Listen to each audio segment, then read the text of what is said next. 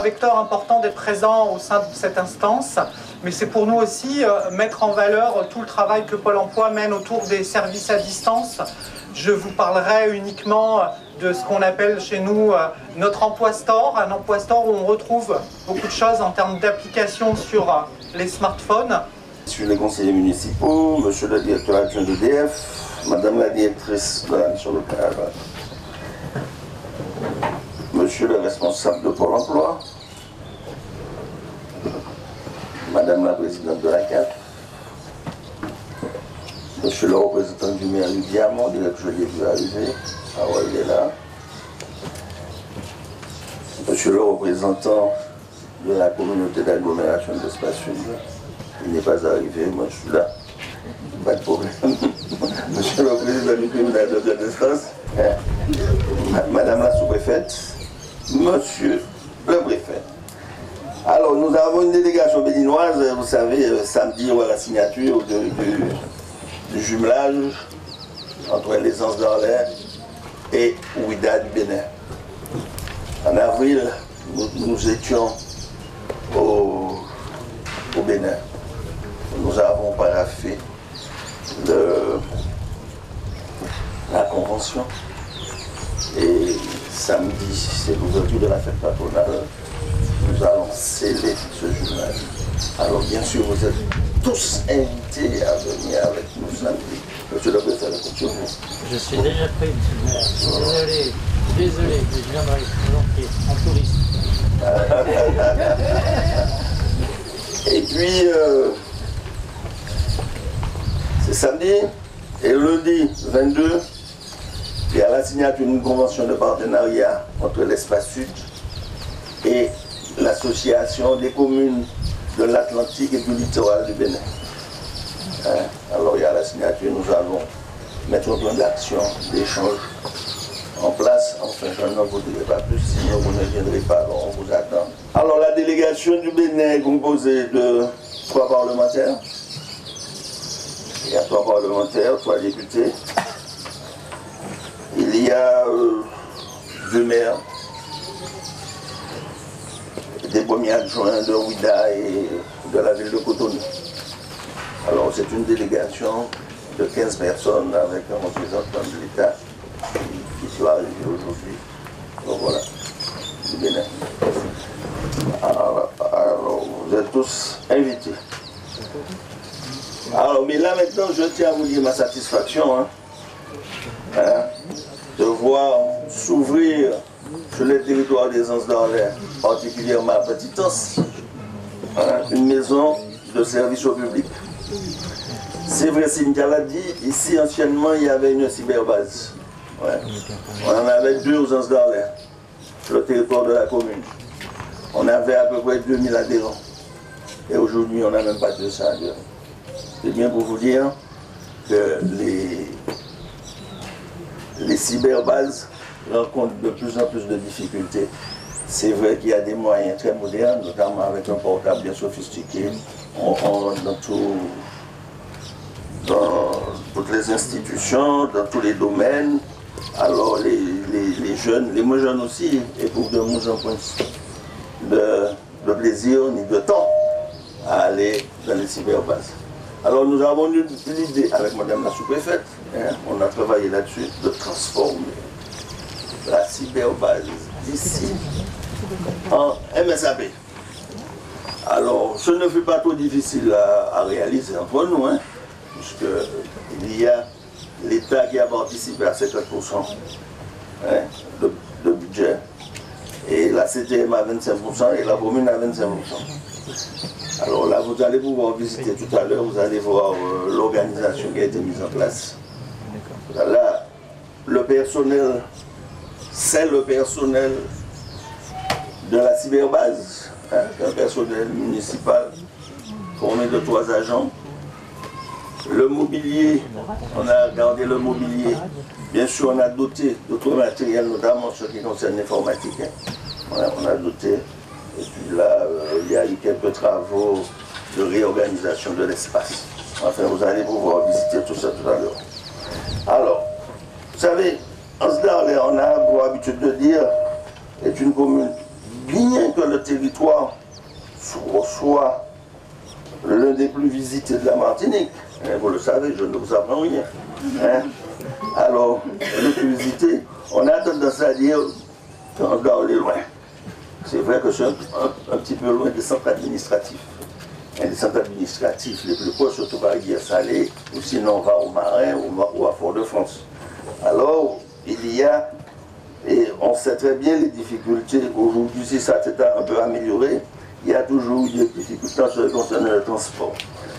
Alors, c'est pour cela quelle est l'idée d'une MSAP ici. Mais cela va dans le sens de mon engagement à vouloir maintenir sur le territoire des d'Arlé des services publics de proximité. Vous me direz qu'au niveau de l'espace sud, il y a monsieur, je salue le dispositif de l'espace sud qui vient d'arriver, monsieur Pousset. Je vais vous dire au-dessus tout à l'heure. D'accord?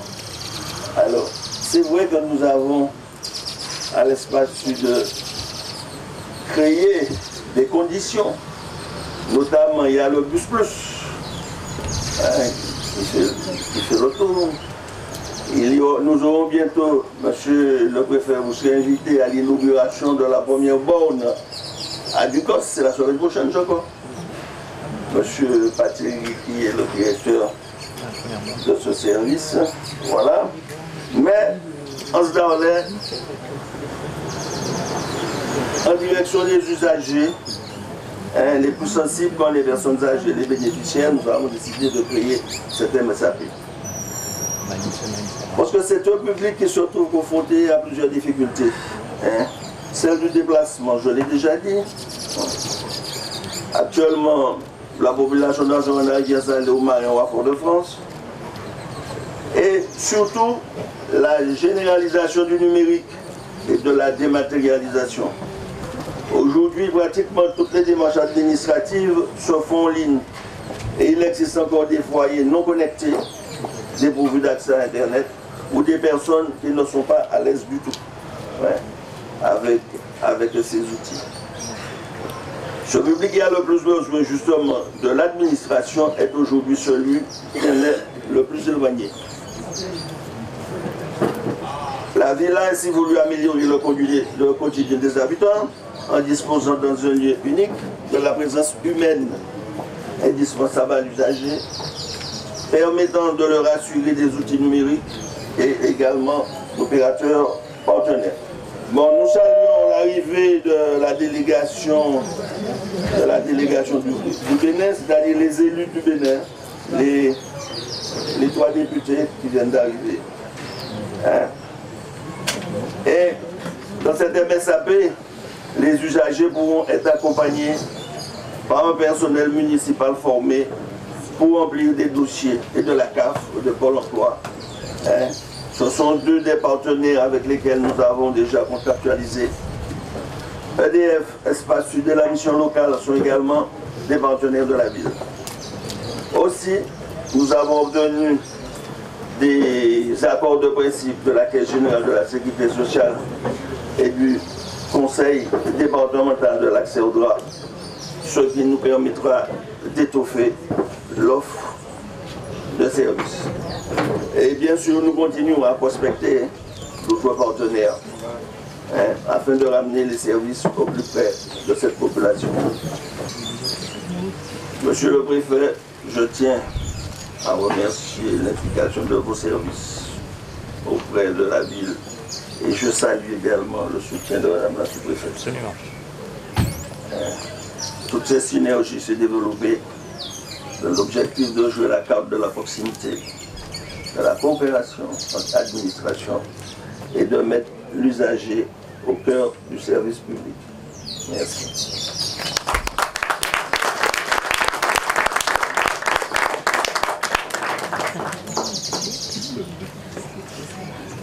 Monsieur Toussé qui vient d'arriver, vice-président de la communauté d'agglomération de l'espace sud.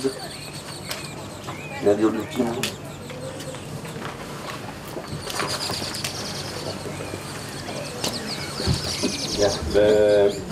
Monsieur le préfet, Madame la sous-préfète, Madame la présidente de la CAF, Monsieur le directeur de la CGSS, Monsieur le directeur de Pôle emploi,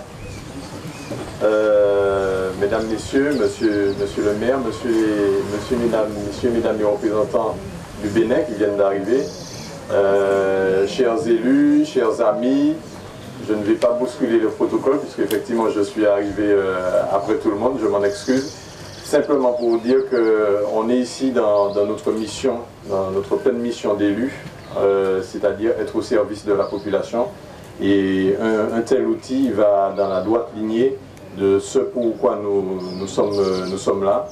Donc souvent, effectivement, on parle d'investissement, on parle de réalisation, mais je crois que notre mission première, c'est être à la disposition du public et un tel outil, avec le président et comme le maire le disait, le dispositif plus de l'Espace Sud, puisqu'en tant que vice-président au développement social, nous sommes dans notre politique envers la population, donc avec le dispositif plus, avec la borne numérique du bourg et du COS aussi. Ça sera un troisième outil au service de la population. Je sais qu'à Petitance, puisque je connais bien ce quartier, c'est un quartier qui a plus de 1000 habitants, je crois. Donc on est pleinement dans ce sens-là. Donc je ne bousculerai pas plus longtemps le protocole, simplement pour dire bravo à cette maison, bravo pour cette transformation de cyberbase, puisqu'on sait que les cyberbases existent depuis un moment. Donc c'est là aussi l'intelligence collective, l'intelligence politique de pouvoir justement modifier un certain nombre d'infrastructures et les mettre au bout du temps, à l'ère du temps. En tout cas, bravo pour cette réalisation qui met le numérique au service de la population. Nous sommes en plein dans le développement numérique inclusif. En tout cas, merci à tous et encore une fois, excusez-moi de mon retard. Merci beaucoup. Monsieur le préfet, vous avez terminé à prendre la parole. Monsieur le maire, président d'Espace Sud, mais avant tout maire pour nous accueillir aujourd'hui, monsieur le représentant d'Espace Sud, mesdames et messieurs les élus municipaux qui nous accueillent aujourd'hui, mesdames et messieurs les invités béninois que je salue chaleureusement qui sont venus donc signer ce jumelage. Madame la présidente de la Caisse d'allocation familiale, permettez-moi de saluer aussi votre directeur parce qu'on travaille beaucoup ensemble et on a beaucoup l'occasion de se voir. Monsieur le représentant de Pôle emploi, monsieur le directeur adjoint d'EDF, madame la représentante du centre d'accès au droit qui a toute sa place dans les maisons de services publics, monsieur le conseiller de la mission locale du Sud, monsieur le représentant de Pôle emploi, madame la sous-préfète, mesdames et messieurs et chers amis. Je suis vraiment très heureux, monsieur le maire. Ça fait longtemps qu'on en parle de cette inauguration et vous m'en parliez lundi dernier encore à Paris. Il m'a parlé de l'inauguration de la maison de service public alors que le président de la République était en train d'arriver au ministère des Outre-mer, ce qui, je dois le dire, me distrayait légèrement, mais on avait vraiment convenu de faire cette inauguration. Pourquoi? Parce que c'est un signal fort et dynamique qu'envoie la ville des Anses-d'Arlet à l'ensemble de la Martinique. Songez qu'en 2016, fin 2016, il n'y avait aucune maison de service public en Martinique. Nous en sommes, monsieur le maire, à la 4e. Et la première qui prend cette option de reconvertir une cyberbase en maison de service public. Donc vous êtes innovant et pas seulement par ce choix-là. Nous avons donc Morne-Vert, Ducos, le Lorrain et maintenant les Anses-d'Arlet. Et je suis certain que le signal que vous envoyez aux Martiniquais et aux Martiniquaises ne s'arrête pas là. Il fallait une maison de service public aux Anses-d'Arlet, en particulier à Petitance. C'est pas moi qui le dis. Ah non, on peut se faire plaisir en se disant on est content parce qu'il y a l'État, il y a la CAF, il y a la commune. Mais les principaux bénéficiaires, ce sont évidemment les habitants de Petitance et même bien au-delà. C'est eux qui nous disent qu'ils ont besoin d'accéder facilement aux services publics pour avoir des renseignements sur l'emploi, pour avoir des renseignements sur les différents services publics, sur les droits, vous l'avez souligné. C'est un besoin qui s'est notamment exprimé très fortement dans l'Hexagone lors des événements liés aux Gilets jaunes. Et c'est un axe qui est vraiment important, qui est vraiment central dans la politique gouvernementale aujourd'hui. Pour vous faire un peu sourire, d'ailleurs, on a reçu, les préfets ont reçu, les sous-préfets aussi, madame la sous-préfète, ont reçu des instructions du Premier ministre sur les maisons des services publics rebaptisées Maison France Service, avec une circulaire qui fait pas moins de 37 pages. Donc, vous dire quand même l'importance. Pourquoi elle fait 37 pages? Parce qu'un peu à l'image de ce qui se passe aujourd'hui, il y a une ambition, c'est vraiment de mettre à la disposition de nos concitoyens l'ensemble des services publics. Beaucoup se plaignent de ne pas pouvoir avoir des horaires adaptés, d'avoir des transports, de prendre du temps pour aller faire la queue dans les différents services publics. Et donc la maison de service public, elle est avant tout la réponse à une préoccupation majeure de nos concitoyens. Alors, vous l'avez fait en temps record, cette maison de service public, ni monsieur le maire, mais tous les partenaires. Je peux vous dire que la sous-préfète m'en a beaucoup parlé. Je les avais mis un peu en compétition, mes sous-préfets, pour voir qui c'est qui les déroule. Moi, je note que quand même, il y a une sous-préfète qui en a fait une à Ducos et une aux Anses d'Arlay, et qui m'a dit qu'elle avait d'autres projets. Tout à l'heure, elle m'a dit ça à l'oreille.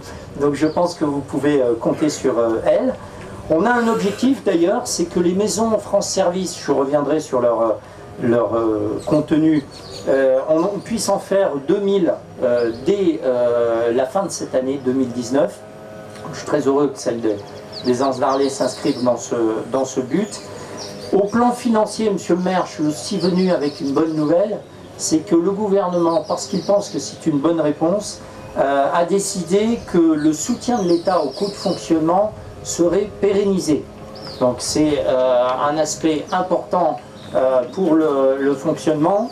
Alors il y a un plafond, monsieur le maire, hein, c'est pérennisé jusqu'à 30 000 euros, mais voilà, jusqu'à 30 000 euros, on peut imaginer des choses pour que l'argent de l'État soit pérennisé. Je crois que c'est important quand on bâtit une offre de service, vous, à vos habitants, nous, à nos différents usagers, c'est important de pouvoir tabler sur une certaine continuité de financement. Du côté de l'État, c'est assuré.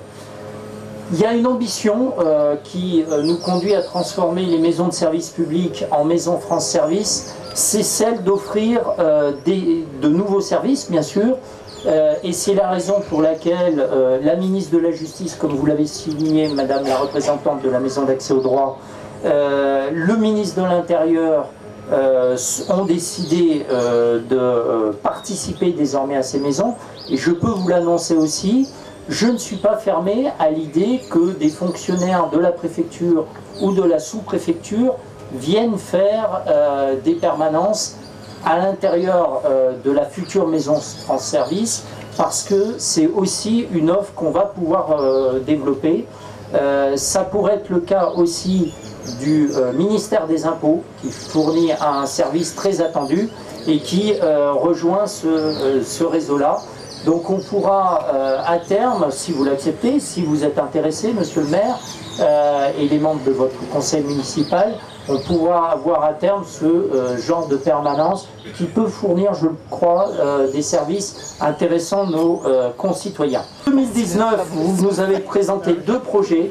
Et là aussi, je me suis dit que, vu les efforts qui étaient faits, il ne fallait pas venir les mains vides. Donc vous nous avez sollicité pour rénover les structures sportives de la ville.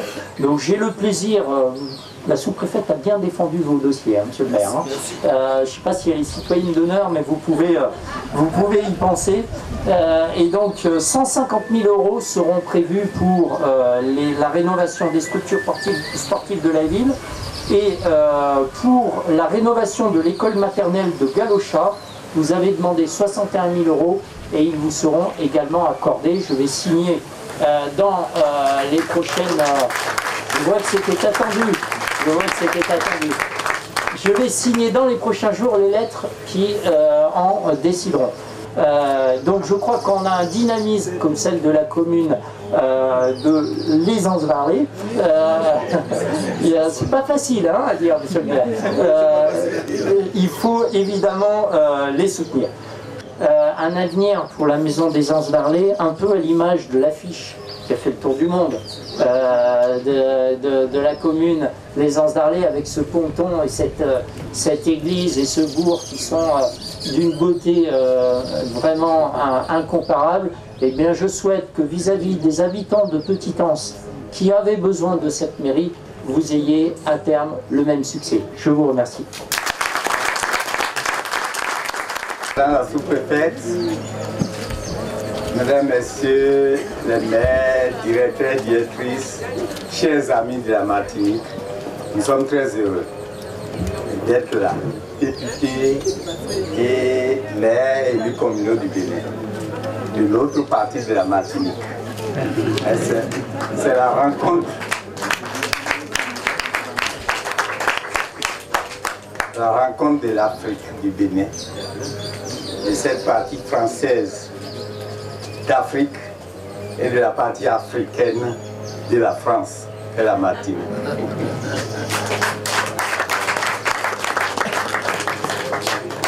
Nous vous saluons et nous vous remercions vraiment pour l'intérêt que vous portez au Bénin, particulièrement à la ville d'où partaient les esclaves. La ville de Ouidah, où le premier comptoir s'est installé. Et les esclaves partaient de là pour la Gorée, au Sénégal.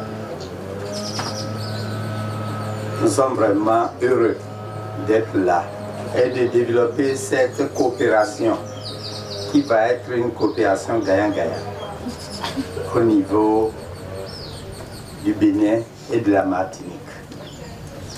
Nous sommes heureux d'autant plus que c'est le français que nous parlons.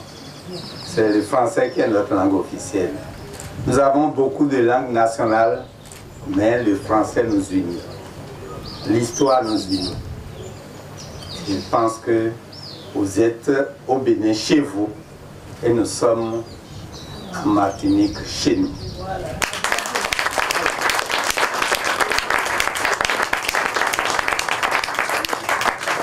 Merci pour tout, merci pour cette coopération et merci particulièrement aux maires et à toutes les délégations, aux maires de Les Anses.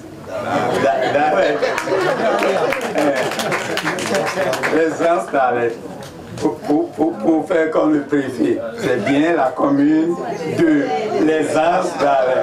Merci à vous, merci beaucoup. Donc nous avons 3 députés. Je suis le premier questeur de l'Assemblée. Il est haut juge à la députée, haut juge à la haute cour de justice. Et il est député précédemment adjoint au maire de Cotonou. Et il est le plus jeune des membres du bureau de l'Assemblée nationale. Et nous avons le président, les maires de la plupart des communes du sud Bénin, des conseillers communaux. Merci à vous pour cet accueil très chaleureux.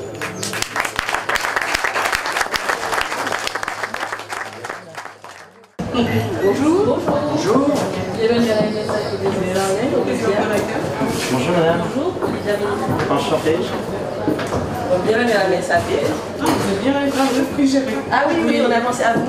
Ah, ça c'est génial. Bonjour. Mais il fait bon dehors, hein? Oui, il fait bon. Très bien. Ça va bien, ça va, merci. C'est un bel espace, hein. Bienvenue. Ah non, c'est franchement... Il a fait l'accueil. On te laisse au monde rentrer. Bonjour. Bonjour madame. Vous allez?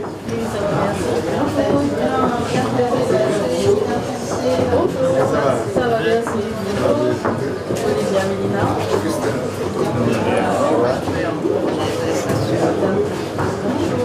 Bienvenue à la MSAP.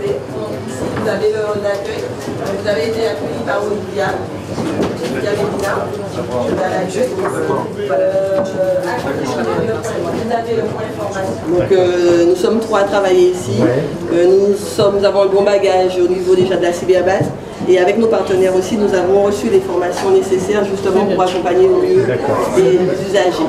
Nous avons le renfort de la mission locale, M. Bessard qui assurera les permanences, mais aussi de la CAF, du Pôle emploi et de tous nos partenaires. Et du dernier espace, pardon.